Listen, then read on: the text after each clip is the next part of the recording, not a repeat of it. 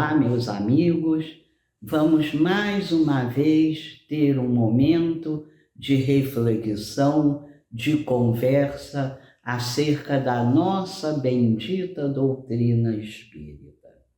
Hoje eu escolhi para focalizar um texto interessantíssimo desse livro chamado Religião dos Espíritos, psicografia de Chico Xavier pelo Espírito Emmanuel.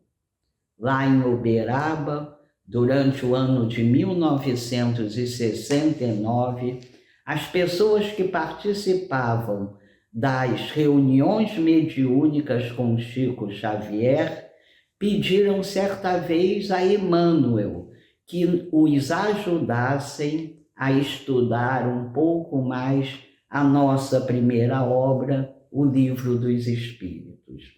Assim, por 90 e poucas reuniões, Emmanuel vinha e ajudava aquelas pessoas a entenderem, a refletirem um pouco mais sobre as questões.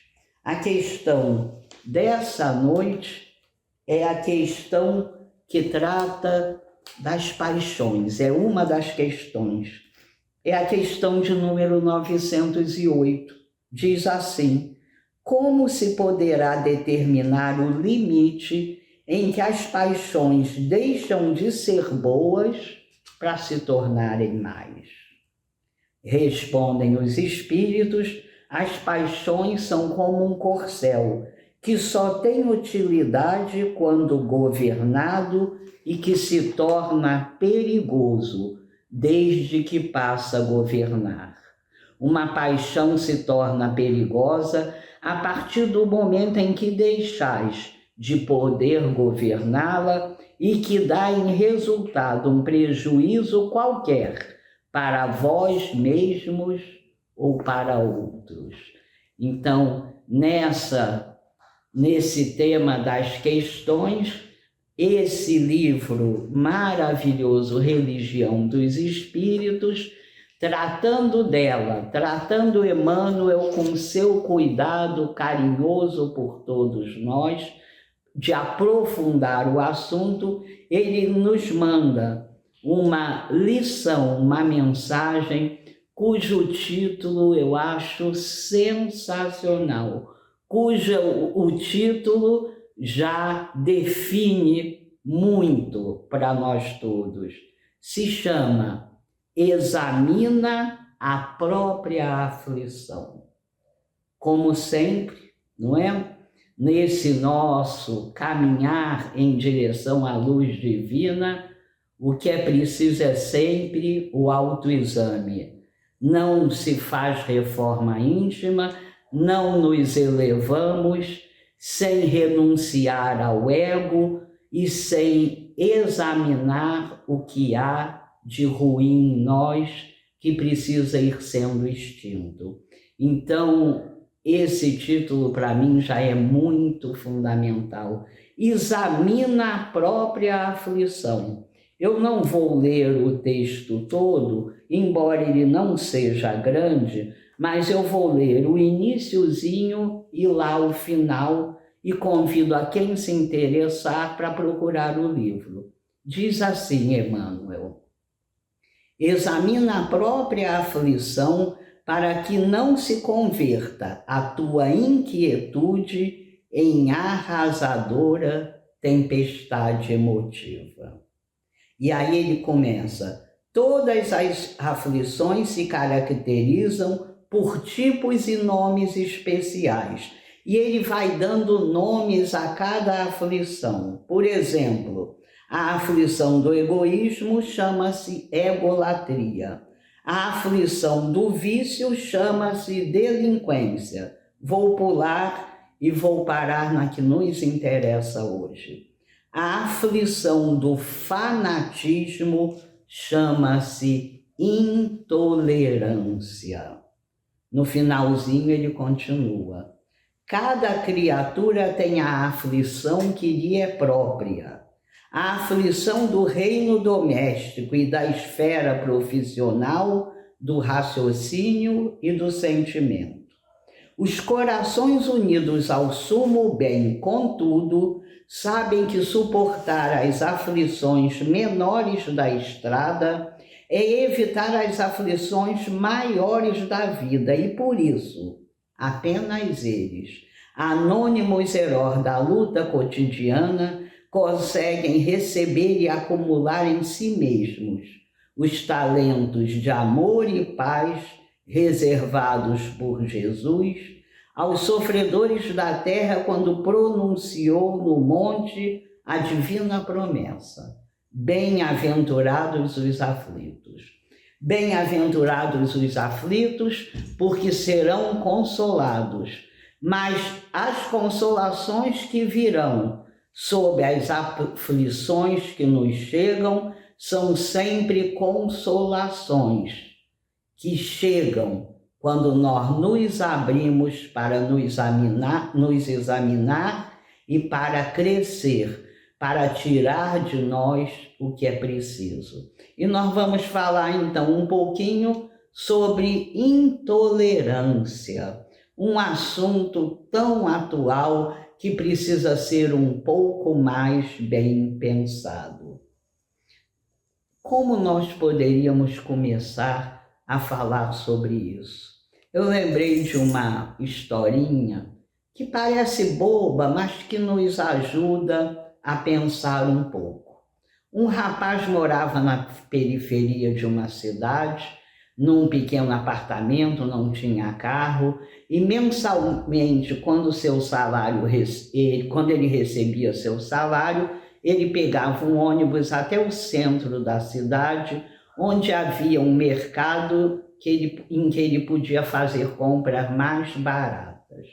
Todo mês ele fazia isso, era muito difícil essa viagem, na volta com muita mercadoria, porque ele comprava para dar o mês todo, já que era mais barato. Na volta ele descia com aquelas sacolas, tinha que ter a paciência do motorista e aquilo lhe incomodava bastante. Certo dia ele vê que ao lado de sua casa estão abrindo um outro mercado e ele fica feliz, aquele tormento mensal acabaria. No dia da inauguração, ele chega rapidamente, é um dos primeiros, mas que decepção quando ele vê na porta do mercado uma placa: cuidado com o cão. Esse rapaz já tinha sido mordido 2 vezes por cães ferozes e, diante daquela frase, daquele aviso, ele volta atrás, pega seu ônibus e de novo vai passar por aquele trabalho, por aquela dificuldade de ir comprar longe de casa, de trazer tudo de volta. O tempo passa, em determinado dia, sua mãe chega do interior com seus irmãos. E aí ele precisa rapidamente providenciar um almoço. Se enchendo da força que consegue juntar, da coragem que ainda tinha, ele entra neste mercado com certeza que seria de novo atacado por um cão feroz. Rapidamente corre entre as prateleiras, pega o mínimo para fazer um almoço para sua família e vai ao caixa para pagar. Olhando sempre por lados, com medo do ataque que certamente sofreria, ele faz o pagamento rápido e quando está para sair, a atendente se levanta nas 2 mãos o menor cachorrinho que ele jamais pudera imaginar existir. Ele se assusta com aquilo e pergunta: é por conta deste cachorrinho que está lá a placa? A moça lhe responde: sim, antes da placa, todos pisavam nele. Essa historinha nos é contada para nós entendermos que o que significa algo para nós pode significar algo totalmente diferente para outra pessoa. O ponto de vista é apenas a vista de um ponto.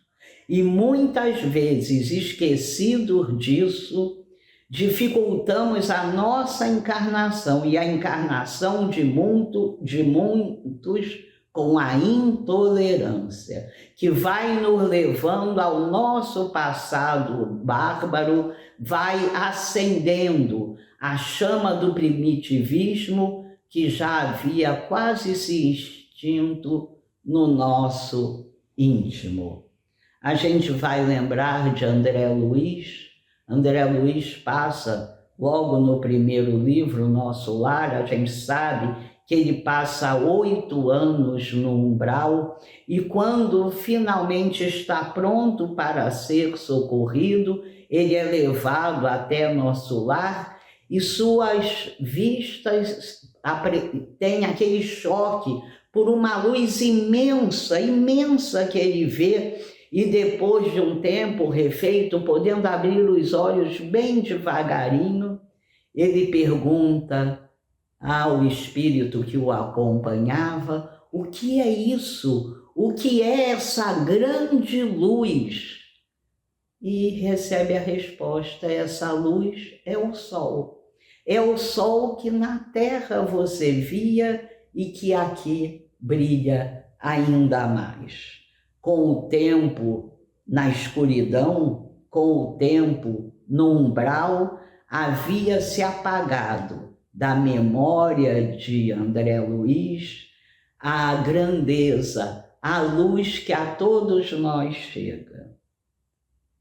A mudança tinha acontecido. Ele não sabia mais do sol. Ele precisou ser lembrado da existência do sol. Nós todos somos seres imortais. Essa já é uma grande essência na consolação que o Espiritismo nos traz. Sabermos que uma vez criados por Deus, jamais deixaremos de existir. Mas a nossa imortalidade não é qualquer imortalidade. É uma imortalidade qualificada, uma imortalidade que tem um objetivo central: a nossa melhora íntima, o nosso crescimento. Para que possamos melhorar espiritualmente, para que possamos crescer, é preciso que examinemos a nossa aflição. É necessário examinar a nossa intimidade, nos desarmar, sair daquela ilusão antiga que tínhamos de que somos perfeitos, de que não precisamos mudar, de que o mal está fora de nós, nos desarmando, renunciando ao nosso ego, nós podemos, como nos sugere Emmanuel, examinar a nossa aflição.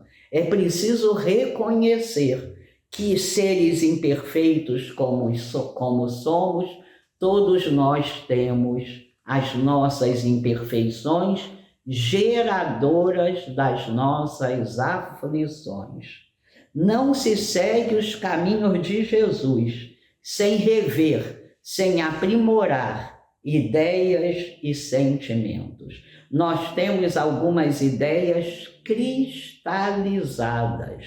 Nesse decorrer de muitas encarnações, nós alimentamos algumas ideias que não têm a ver com os ensinos de Jesus. E elas se tornaram como cristais, duras.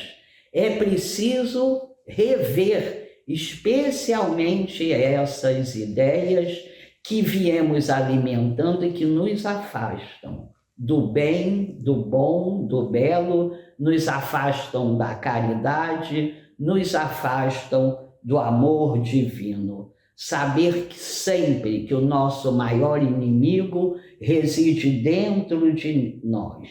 Ninguém pode nos ferir, ninguém pode nos machucar mais do que nós mesmos. E aí nós vamos continuando, nós vamos tentando praticar mas fazer a prática íntima do Evangelho e das verdades que Jesus trouxe para nós. Nós começamos a poder participar do programa educativo das almas proposto por Jesus.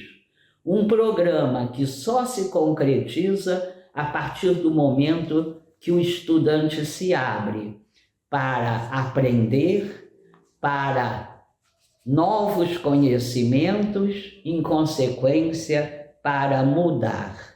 É preciso reconhecer nossas próprias carências. É preciso reconhecer que todos nós precisamos nos aprimorar, aproveitar as oportunidades que Deus nos traz diariamente para que não sintamos o que Chico tantas vezes presenciou, o arrependimento tardio daqueles nossos irmãos que, voltando ao mundo espiritual, entendem que perderam muito tempo, que perderam a encarnação se negando a mudar, a melhorar, a se tornar mais cristãos. E nesse texto, Emmanuel lembra que a intolerância traz sofrimento interno. Como sempre, cada dificuldade nossa traz sofrimento muito maior a nós mesmos. Bem-aventurados os aflitos, porque serão consolados. Bem-aventurados os aflitos que se afligem pelo cumprimento de suas tarefas, mas não aqueles que, endurecidos, teimam, esperneiam para melhorar. As aflições que são frutos do nosso orgulho, do nosso egoísmo, da nossa indiferença pelo sofrimento do outro, essas só diminuem com o esforço próprio que todos nós devemos aplicar. Questão 909 do Livro dos Espíritos, quando Kardec pergunta se todos nós seremos capazes de evoluir.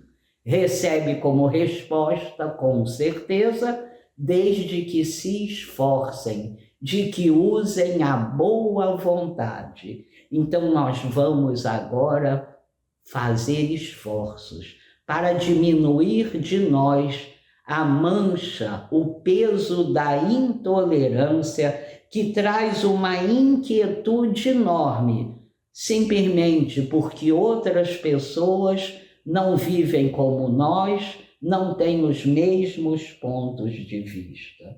Nesse tempo de transição planetária, é bom entendermos, é o tempo da aferição dos valores mais íntimos. Então, até então, podíamos escamotear. Até então, podíamos, em certo nível, disfarçar. Agora não. Somos todos chamados para a aferição dos valores mais íntimos. E a lei divina é a lei da diversidade. Quando nós contemplamos a flora, a fauna, o clima, nós vemos que a lei divina contempla a diversidade em tudo. Por que não contemplaria a diversidade em nós? Nós vamos aumentando essa nossa experiência também com um carreiro enorme de encarnações que já temos. É natural que aproveitemos para experimentarmos um crescimento melhor. Não há um só espírito que caminhe da ignorância em que fomos criados até a relativa perfeição, subindo os mesmos degraus.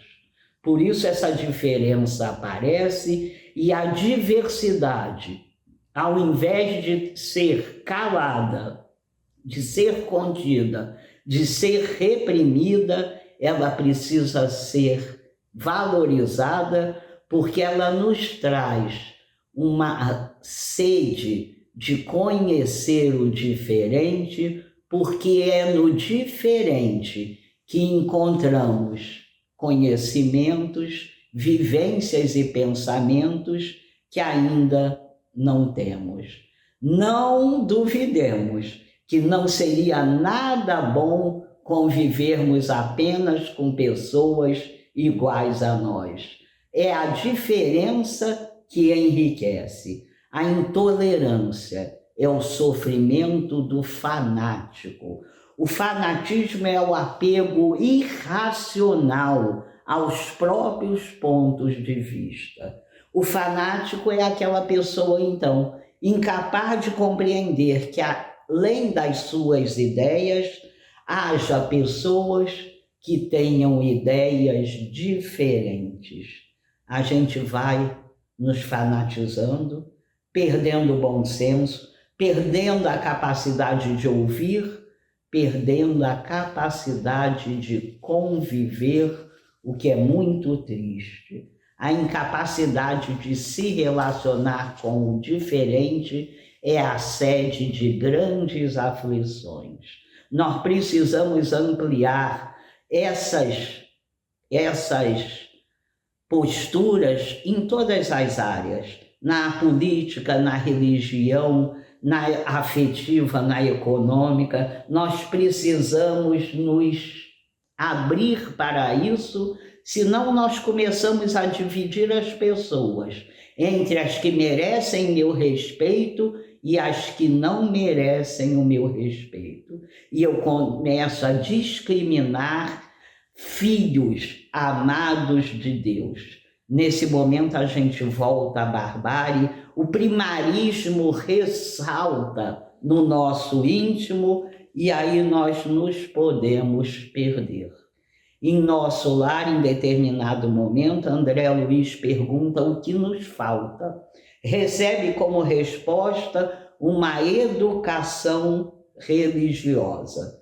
E André Luiz pergunta, mas como? Se sobre a terra a maioria das pessoas confessa um credo, frequenta algum tipo de templo.